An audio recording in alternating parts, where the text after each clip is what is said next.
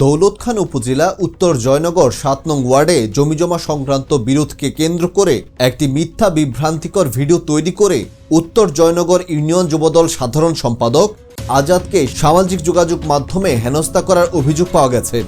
সম্প্রতি একটি ভিডিও সামাজিক যোগাযোগ মাধ্যমে ছড়িয়ে পড়ে, যা এলাকায় ব্যাপক আলোচনা ও সমালোচনা সৃষ্টি করেছে। মোহাম্মদ হোসেন নাগর পিতা মৃত তুফাইল আহমেদ গং জানান, আমরা 5 ভাই 5 বোন। পিতার সম্পত্তি রেশ অনুসারে বোনেরা 13% করে প্রাপ্য, কিন্তু সাজু বেগম তার 2 পুত্র ইমন ও দিহান জোর করে 40% জবরদখল করে বাথরুম স্থাপন কেন্দ্র করে বিভিন্ন উদ্দেশ্য প্রণোদিতভাবে উপস্থাপন ও ভিডিও তৈরি করে আমাদেরকে সামাজিক হেয় প্রতিপন্ন করার জন্য উঠে পড়ে লেগেছে। অভিযোগ রয়েছে ভিডিওটি আজাদ গংদের মান সম্মান নষ্টের ব্যবস্থা করে ফেসবুক আইডি থেকে প্রচার করে। এ ব্যাপারে দৌলত খান সচেতন মহল দিহান ও ইমনের বিরুদ্ধে ক্ষোভ প্রকাশ করেন। বিএনপি নেতা আজাদের সমর্থক ও স্থানীয়দের দাবি, ভিডিওটি বাস্তব ঘটনার সঙ্গে অসামঞ্জস্যপূর্ণ ও বিকৃত তথ্য উপস্থাপন করা হয়েছে, যা পরিকল্পিতভাবে তার সামাজিক ও রাজনৈতিক ভাবমূর্তি ক্ষুণ্ণ করার উদ্দেশ্যে তৈরি। এই অপপ্রচারের বিরুদ্ধে থানায় জিডি করা হয়েছে, জিডি নাম্বার 642। স্থানীয়রা মনে করেন, দিহান ইমনকে যদি থামানো না যায়, সামাজিক যোগাযোগ মাধ্যমকে ব্যবহার করে ব্যক্তিগত ফায়দা ও রাজনৈতিক প্রতিহিংসা চরিতার্থ করার প্রবণতা দিন দিন বৃদ্ধি করে সমাজে বিভ্রান্তি সৃষ্টি করবে এরা। ওরা বিগত অনেক দিন ধরে আমাদের ক্ষতি করতেছে। এই জায়গায় আসছি, কালকে আসছেন, দিহানা আমারে দেখে আমার গার্মেল কুদ্দা ইয়ে, তারপরে ওরা ফেসবুকে ইয়ে ছাড়ছে, ওই যে আমাদের নামে মিথ্যা একটা পোস্ট করছে, ওটাতে আমি কমেন্ট করাতে ও আমার কমেন্টে রিপ্লাই দিয়ে আমার বাচ্চা মারা গেছে এগুলো নিয়ে অনেক কথা বলছে। আমার ওটা আছে আমার কাছে, ওরা যা ভাষা করতেছে ফেসবুকে, এগুলো টিকা যায় না, এলাকায় থাকা যায় না। দিহান তারপরে ইমনের বিচার চাই, ওরা আমাদের গায়ে গায়ের মিল কুদ্দে আসছে। কালকে আমি এখানে আসছি, কালকে দিহানে অনেক অত্যাচার করেছে আমাদের সাথে, আমাদের বাসায় ইট মারে এবং কি ফেসবুকে বাজে কমে করে ফেসবুকে ছাড়ে, আমাদের মিথ্যা মামলা করে ছাড়তেছে, যে আমাদের ছবি নিয়ে তারা ফেসবুকে ছাড়িয়ে দেয়। তাদের আমরা বিচার চাই। তারা আমলিকের সময় এরকম অত্যাচার করতে, এখন বিএনপিতে যোগ দিয়ে তারা এরকম অত্যাচার করতেছে আমাদের সাথে, আমাদের বাসায় ইট মারে। তারা জামায়াতের সাথে যুক্তি হয়ে এরকম ভিডিও ভাইরাল করতেছে আমাদের মিথ্যা ইয়াতে ভাষণ দিয়ে। আমার এই এরাই আমার আপন ভাই না, বোন ভাই না।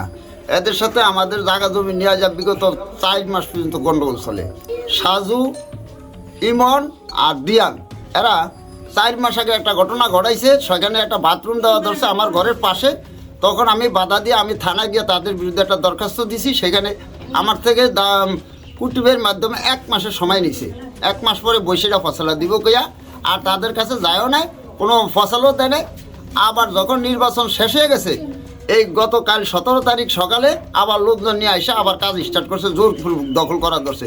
তখন সেখানে আমি বাধা দিছি মতনই সেখানে আমার লগে তাদের সাথে কথার কাটাকাটি হয়ে আমি থানায় তাদেরকে অবগত করছি।